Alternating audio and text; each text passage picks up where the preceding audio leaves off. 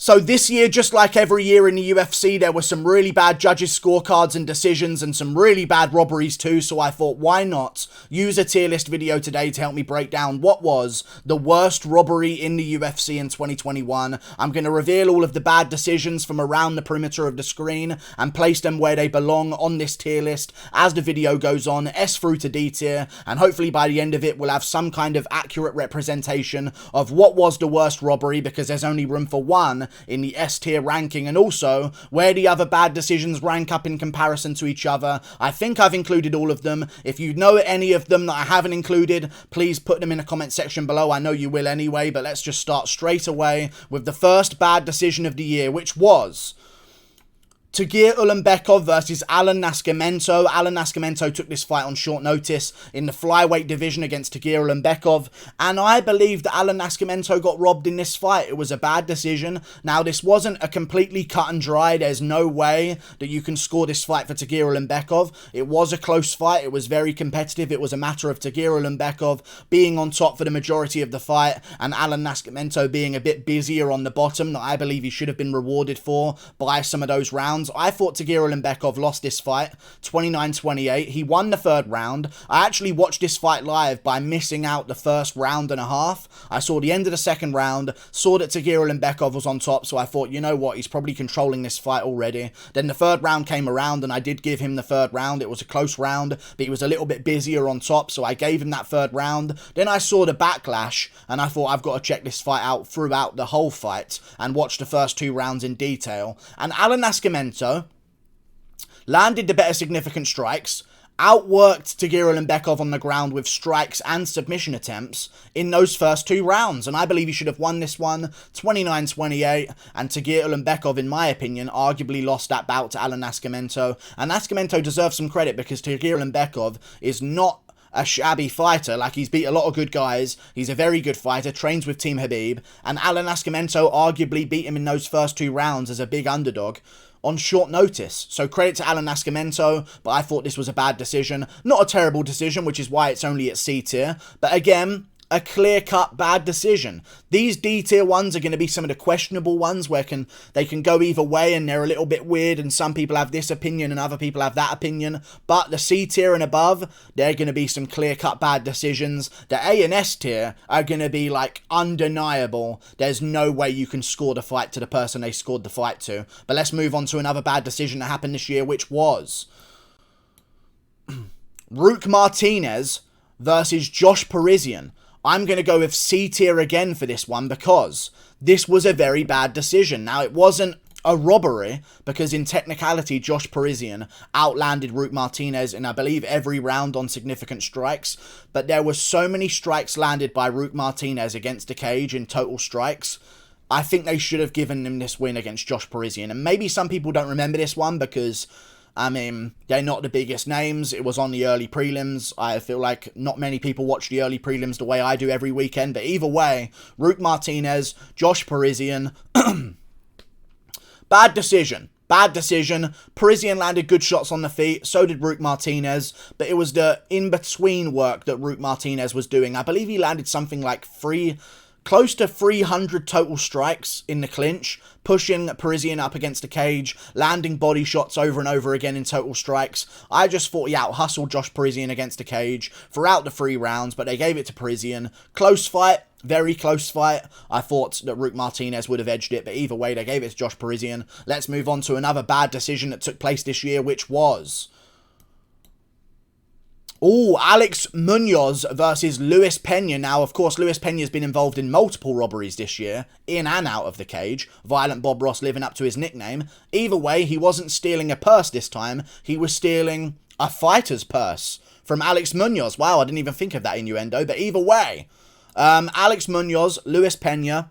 Very close fight. I thought Alex Munoz did enough to win this fight. I believe that Pena won the second round, Munoz won the first, Munoz also won the third, just barely, or maybe Pena won the third. I remember watching the fight closely, but I'm getting the rounds mixed up as I'm thinking about it, but I do believe that Alex Munoz won this fight 2-1. It was more of a case of Munoz was going for the takedowns, but also Munoz was landing good shots on the feet, and he had some control time as well. But more importantly, he landed better shots on the feet throughout the fight, landed more shots on the feet as well, and I thought they should have given him this win, but they really like Luis Pena. I guess he's not their favourite prospect anymore, but they have given Luis Pena a lot of close decisions in his career. But either way, I thought Alex Munoz got it done. A tough fight for him to lose that one, because, again, I thought it was a clear-cut decision to Alex Munoz, which is why I've put it at above a tier from the other ones that I've put down so far. But still a close fight, not clear-cut enough. This is how it is in MMA sometimes. I mean, you can't blame the judges sometimes. They may not have the best view. They may blink a couple of times when a certain shot lands or something like that. There's some human error that can exist, which is why I've not put it at A or S tier. But B tier it is. It was a clear-cut decision for Alex Munoz, and they ended up giving it to Luis Pena, and I have no idea why. But anyway, moving on to another fight that took place this year. I believe Pena got rocked in the third round as well. He did. I have no idea how they gave it to Luis Pena, but again, Pena steals even more. Moving on to another bad decision that happened this year, which was Alexander Romanov versus Juan Espino. I'm putting this at D tier. You want to know why? It wasn't technically a decision, but it was. That's why it's not higher up. In terms of bad scoring, this could probably be C or B tier. But the fight wasn't finished because of a bad scorecard. The fight was finished because of a groin shot from Juan Espino that Romanov couldn't recover from. Now, maybe he was milking it. That's not the video that we're making today. They called out some scorecards. First of all, they called out 3 scorecards. And we were a minute into the third round when this groin shot started. And Espino was winning that third round, which is why the groin shot happened, because he was pushing Romanov against the cage at the time and controlling him, and he outlanded him, I believe, by 2 significant strikes. Either way, they went to the scorecards to tally up who won, and they somehow had 29-28 Romanov. Now, Romanov could have won this fight, maybe in the third round. Maybe he gets a reversal, ends up on top. He did better in the second round than he did in the first against Juan Espino. But the fact that a judge had 2 rounds to Romanov, meaning they gave the Romanov first round, is a problem to me, and 2 judges had that scorecard, which makes it worse. So I'm including it in this video, even though it wasn't technically a decision, but it was still a scorecard that messed up the result of a fight. I would like to put it at C or B tier. It was a close first round, don't get me wrong, but Espino out-controlled him. He outlanded him on significant strikes as well. Romanov won the second round, but again, I thought this should have been given to Espino if they were going to do it that way, but they shouldn't have even done it that way. I don't understand. So in that reality, Espino could have won via groin shot if the judges went on his direction. Made no sense to me, but I gave it to Romanov, which also didn't make any sense. I'm putting it at D tier just because of the weirdness of it, rather than it actually being a set-in-stone scorecard going to a decision fight. Either way, moving on to another bad decision that happened this year. A bad decision that happened this year, which was Manel Kape versus Matthias Nicolau. Now, I believe I'm going to go A tier here. I'm going to go A tier for Manel Kape and Matthias Nicolau. I thought this was a really bad decision, you know? I know Manel Kape was the loudmouth coming in. He was supposed to run the whole division. He lost to Pantoja, complained about the decision there. But I thought the Pantoja loss was really clear. I thought Pantoja won the first 2 rounds. Manel Kape won the third, maybe. But it was a close round, but Manel Kape won the third. But in this fight, I had Manel Kape winning that third round, which is what it came down to. It was a very close fight, 1 apiece, going into the third. Both guys landing some good shots. Matthias doing well, Kape doing well. Matthias has had a couple of close decisions go his way now in his career. I guess he's very favoritized by the company. But either way, Manel Kape won that third round. It was a very close third round. But I believe it was clear enough. Jesus. Either way, I believe it was clear enough. Okay? I believe this was heterosexually clear enough to say that Manel Kape won that third round with those knees at the end. It was a very close round. It was one of those rounds where you were saying to yourself, let's see who gets it done in the last 30 seconds. It's neck and neck. They both haven't done much. They're both landing about the same amount. Now let's see what happens in these last 30 seconds. And Manel Kape landed some really big knees, a couple of big combinations against the cage, and I thought that would have secured him the round and won him the fight very clearly, but the judges didn't think so, so they gave it to Matthias Nicolau, and I have no idea how they did. Manel Kape won that fight. Very bad decision. Very clear decision to Manel Kape. I'm putting this one at A tier. I might shimmy it down to B tier. We'll see as the video goes on. But I'm putting it at A tier for now because this was a very bad decision that should have gone to Manel Kape. Moving on to another bad decision this year, which was Dustin Jacoby versus Maxim Grishin. Ooh, this is where I'm looking to switch. This was a close fight. It was a close fight. They ended up giving it to Dustin Jacoby 29-28. It came down to that third round again. It often does come down to the third round. 1-1 going into the third. But Maxim Grishin got a takedown, landed the more shots, landed the better shots that round as well, controlled him on the ground. And again, same situation as the Manel Kape versus Matthias Nicolau one. He won it very clearly. You know what? I kind of want to put this at A tier. I might do a little bit of a readjustment as this video goes on towards the end of it. I did that at the end of my last one as well, if you didn't notice. But again, very bad decision, very clear to Dustin Jacoby, but again, Maxim Grishin missed weight by a couple of pounds as well, missed weight really badly, and I guess the judges took that into consideration, but the judges should not take that into consideration. You're judging a fight, who won the fight? Maxim Grishin won that third round, he got a takedown, landed more shots, landed the better shots as well, and Dustin Jacoby got outdone in that third round. They still gave it to Dustin Jacoby. No idea why, but they did it anyway. Although I do know why. Grishin's an old fuck who's lost to many people. Jacoby's also quite old, but younger than Grishin, and on the come up and hasn't lost to as many people. So they want to promote Jacoby, plus Grishin missed weight by a couple of pounds, so they weren't very happy with him anyway. So they just fucked Grishin and ruined his career. Really weird, but that's what they do. Moving on to another bad decision that happened this year, which was Angela Hill versus Amanda Lemos. I'm putting this at D tier. I'm putting this one at D tier. I think it was a bad decision. I've rewatched the fight since my initial reaction to that fight happening, because it was only, I believe, was it on the last card? It might have been on the last card. It might have been on that last card, I believe. Dorcas versus Lewis. Lewis versus Dorcas. I believe it was. UFC Vegas 45. I believe it was anyway. But either way, this was a really bad decision. Angela Hill, Amanda Lemos. I thought Hill won herself the second and third round here. She did enough to come back in the first to not get 10-8'd. Got rocked by a front kick to the face, ended up on top, did some damage, but still got dropped, I believe, or rocked really badly to the ground in that first round. Won the second round with her pressure and volume, and then I believe won the third round. Now, the reason why I called this such a massive robbery when I first reacted to it is because I thought that spinning elbow landed, but it didn't land. It landed on the shoulder, but still, she spun and elbowed, and it hit Lemos and sent her to the canvas. I know it didn't land on the chin, but I still believe she would have won that fight without that spinning elbow. She pressured the whole time. She landed the better shots. She was landing good knees in the clinch the whole time in the round, and she was winning those clinch exchanges. It was a very close fight, which is why I'm putting it at D tier, but I believe that Angela Hill did barely enough in that third round without that spinning elbow to just steal her this win and get herself the decision, but it went to Amanda Lemos, the more promotable girl, the younger girl, the girl with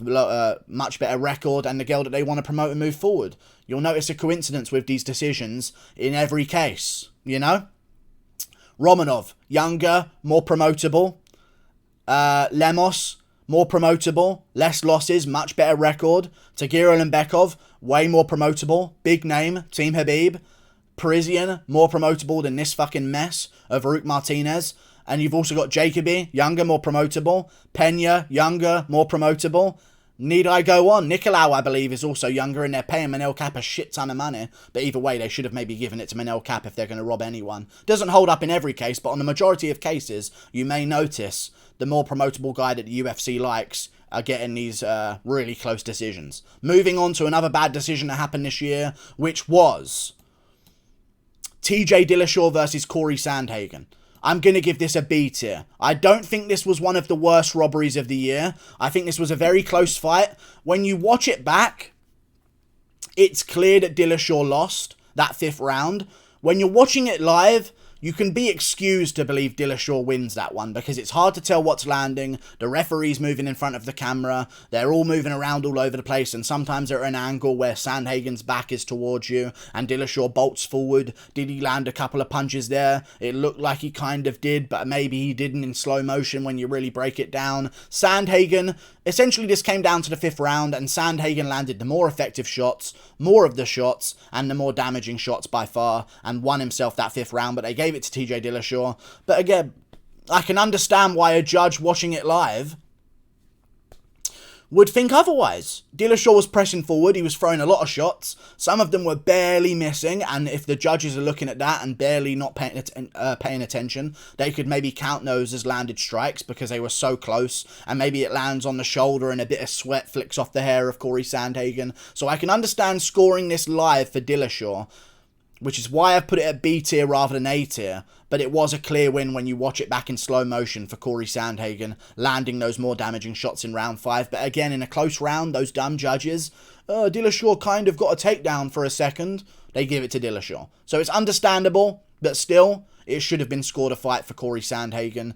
Moving on to another bad decision that happened this year, which was Sam Alvey versus Wellington Turman.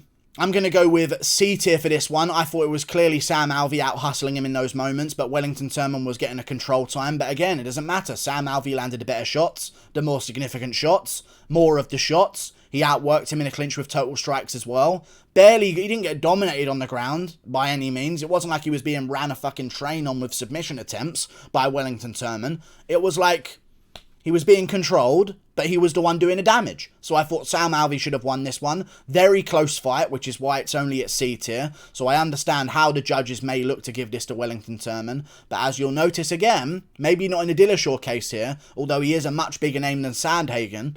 Wellington Turman, the younger, more promotable guy. Sam Alvey, the random Marcos of the fucking male divisions. Maybe he'll finally win a fight and get cut just like she did. Either way, red hair too, by the way. Not a coincidence, guys. I'm telling you about this. Wellington Turman gets the job done. I don't think he did. I thought Sam Alvey minorly outworked him, but they gave it to Turman, Gyno Nips, Wellington himself. What a bitch. Moving on to another bad decision that happened this year, which was Lauren Murphy versus Joanne Calderwood. It's kind of hard to tell what these are because the faces are so skewered and beaten up and stuff, but either way, terrible decision. And people justified this because they knew that Lauren Murphy was on a win streak, and if Joanne Calderwood won, she'd be on a one-fight win streak, and they couldn't make a Shevchenko title fight.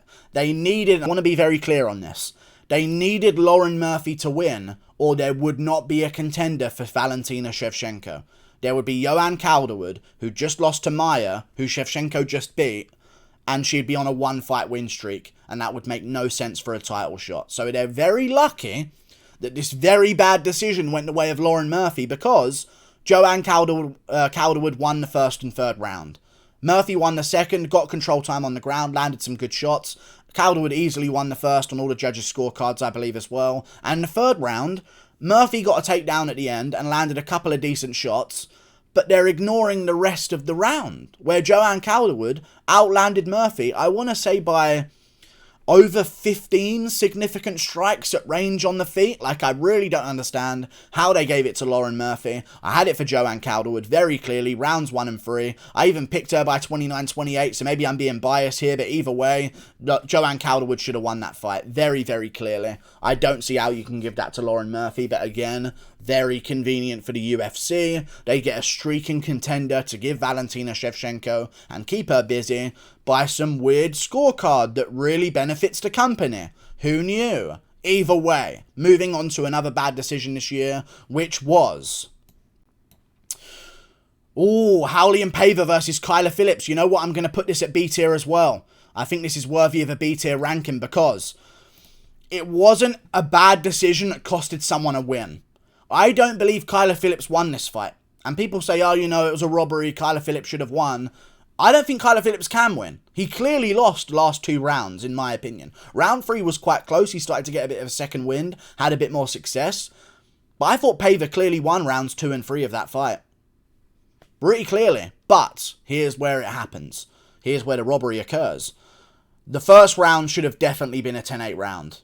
So that's why it's not at A tier or anything else, because it was so clearly the wrong decision, but it wasn't the wrong decision in the direction of taking away someone's win. You know what I'm saying? It was a wrong decision to take away someone's draw. It should have been a draw. Kyler Phillips got the first round 10-8. I believe he dropped Howley and Paiva twice and hurt him to the ground on another occasion as well. Beat his face in on the ground too. Landed a bunch of crazy shots on the feet. Head kicks, big shots, elbows as well. Putting down Howley and Paiva, almost finishing him towards the end of the first round. And for some reason, they didn't give him a 10-8. I don't know why, but they just didn't give him a 10-8 for some reason.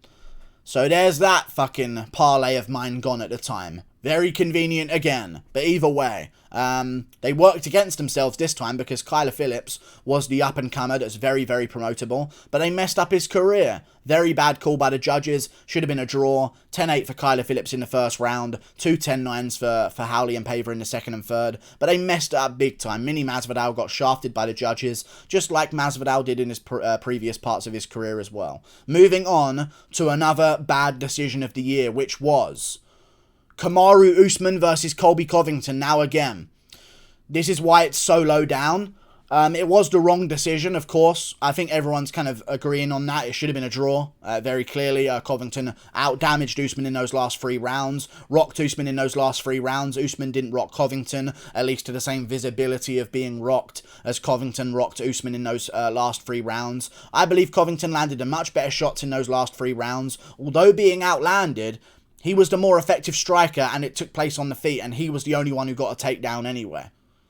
So I think this should have been a draw. Last 3 rounds to Covington. I think the Weasel did a video on this where he breaks it down quite well, and it is quite obvious. He also did a video for Sandhagen Dillashaw as well, where he made it quite obvious too. But yeah, Usman Covington should have been a draw, but at the same time, I could see round 5 going Usman's way. I know he got cracked with some big shots in that round, but he outlanded Covington quite clearly.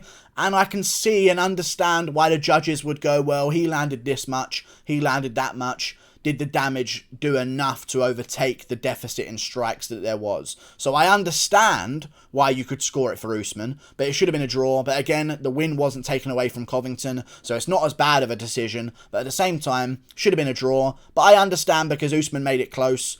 It was more of a robbery because all of the fucking fouls Usman does on Covington every single time they have a fight. I mean, I think he landed about 12 back of the head shots in this last one, but either way, yeah, really bad decision. Should have been a draw, but not too bad, right? Excusable in the heat of the moment. I'm sure we can all agree. Moving on to another bad decision that happened this year, which was, Carlos Felipe versus Justin Tafa. I believe Justin Tafa won the second and third round. Felipe did well in the first. It was a close first round. They were all close rounds, but I believe that in the third round, which is what it came down to, 1-1 going into the third, Tafa won that third round. He outlanded Felipe. He landed the better shots as well. They were both swinging back and forth at the end. It was an amazing fight. It was an amazing war back and forth, but I don't care how fun it was. Tafa landed the better shots, more of the shots, and better shots not just in terms of, they both landed a punch and his was more powerful. He was throwing good body kicks the entire fight long. I thought he clearly won this fight, but either way, they gave it to Carlos Felipe. It was close enough in the heat of the moment to score it, maybe to Felipe, which is why it's quite low down on this one, the same way as Dillashaw Sandhagen. They're both swinging back and forth. It's hard to see who's really landing. Felipe was landing some really close shots that weren't quite landing clean. May have been bouncing off the gloves a couple of occasions as well, but some judges may be at a certain angle where they can't see that and consider it a strike. I understand why the judges could make this mistake, but it was a clear win in my opinion, watching it back from a great angle and slowing it down for Justin Tafa, but he got robbed. Oh well. Moving on to another decision that was bad this year, which was Raoni Barcelos versus Timo Valiev. I'm going to go C tier again here. Really bad decision. I thought this was a draw, which is why it's at C tier and not at B tier. Now, I think there's less of a case for Barcelos to get a draw than there is for Kyler Phillips, which is why he's down a tier compared to Kyler Phillips, despite them being in a similar situation. Timo Valiev won round 1. Timo Valiev won a very close round 3, but still won round 3 because he outlanded Barcelos. Not much happened in those rounds, but Valiev was landing inside leg kicks and outside leg kicks from range and was winning the fight that way, so good for him. But either way, Raoni Barcelos dropped Valiev twice in the second round. And listen, I think there needs to be something established in these judges' decisions. I think a 10-8 should depend on the round that those moments that could be considered a 10-8 take place in. If it is a war and someone gets dropped twice, but they're back up and they're swinging back and forth, I understand not giving a 10-8. If it's a fight where it's a very close fight and nothing's really happening, and then someone gets dropped twice and pops right back up, I think that should be a 10-8 round. Because the margin that you've exceeded them by is much greater than it would be if they were both swinging back and forth, both getting rocked back and forth, but one guy happened to drop the other guy 2 times. That could steal that guy the round. In this case, the drop steals you the round 10-9. The next knockdown gets you the 10-8 round, in my opinion. I thought Raoni Barcelos should have got a 10-8, but he got robbed pretty badly. But again, not criminal. I understand it wasn't such a dominant beatdown to get himself a 10-8 round, but he dropped Valiev twice. One with a big shot over the top, dropped Valiev badly, landed a couple of ground and pound shots. Valiev got back up. Boom, massive uppercut from Raoni Barcelos, drops Valiev bad this time, the second time, again, and he lands a couple of follow-up shots as well that time. I just don't know how they didn't give it a 10-8. It should have been a 10-8 round. They robbed him. Oh well. Moving on to another bad decision that took place this year, which was... Ooh, Jordan Griffin versus Luis Saldana. I'm going to put this at B tier because I rewatched it. From my memory, it was at A tier. Because I thought this was terrible. Absolutely shocking. One of the worst decisions this year. Rewatched it. I can see an argument, if you're dumb, for Luis Saldana not being raw. Or should have maybe won that fight, in a way. I can see an argument that Saldana could have got the decision against Jordan Griffin. But Jordan Griffin had submission attempts. He had control time on the ground. He landed total strikes. He wasn't the busiest guy in that third round. So although it was a decision that costed a guy a win, it should have been Jordan Griffin's win. This didn't just cost him his win, it costed him his career. He got cut after this one. He needed this win. If he lost this fight, he would have got cut. And now he's been cut from the UFC. So he's been messed over big time in his career by that decision, which is why it's so high up. But at the same time, the third round... I understand why, but I believe the control time and the dominance and the submission attempt in that third round should secure Jordan Griffin that third round. Saldana did good at the start of the third round, landed some good strikes. He was outlanding Jordan Griffin on the feet in the start of that third round. But towards the end of the third round, Griffin got the takedown, ended up on top, had his submission attempt. Saldana escaped. He stayed on top, landed big shots again. And it was just by such a small margin that Saldana outlanded him that I think the submission attempt and the control time and the ragdolling of the grappling should overtake those couple of significant strikes. But either way, bad decision. I thought he should have gone to Jordan Griffin, but Luis Saldana got it done. Moving on to another bad decision that happened this year, which was Jeff Neal versus Santiago Ponzinibbio. A lot of people don't even consider this one a bad decision, which is weird to me. I've watched this a lot of times now, guys, to make sure before you come fucking crashing down on me, because I've had enough of this shit from my live chat every day. I've watched this fight so many times. Ponzinibbio landed equally as good of shots in round 1 and 2, and landed more of them by far. 6 strike differential, 7 fight differential on significant strikes at range. There was no grappling. He failed a takedown, I believe, in the second round. People gave him the second round. I think people give Jeff Neal rounds 1 and 3. Round 1, Jeff Neal, I believe, got outlanded by 7 significant strikes. Both guys landed good shots on the feet. I don't know where the justification is that Neal was landing the better shots by far to make up for a 7 strike differential. I don't get it. Neal did pretty much nothing, landed some good shots here and there, but it's not like he was wobbling Ponzinibbio to win himself that round back. He got outlanded, his leg was getting chewed up, sent all over the place. But people don't even consider this a bad decision, and it's weird to me. But there you go. Jeff Neal. Add that to his criminal record. A thief. Either way, though, it was a close fight, which is why it's at D tier. Very, very close first round, which is what it comes down to.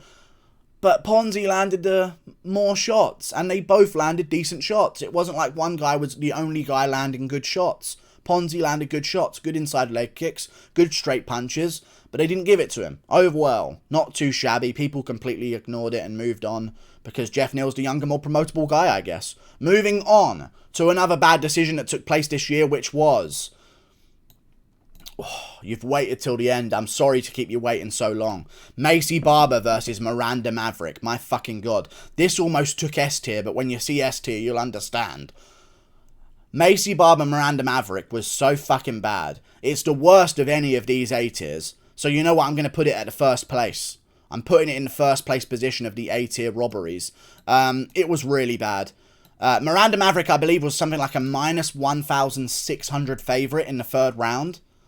That's how confident people were that she'd won those first 2 rounds.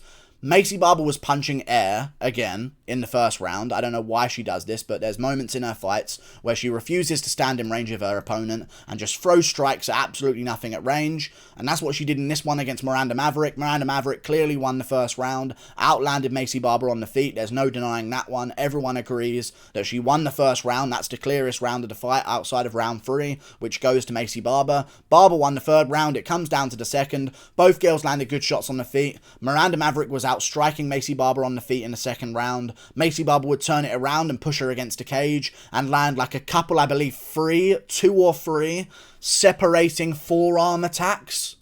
They weren't real elbows.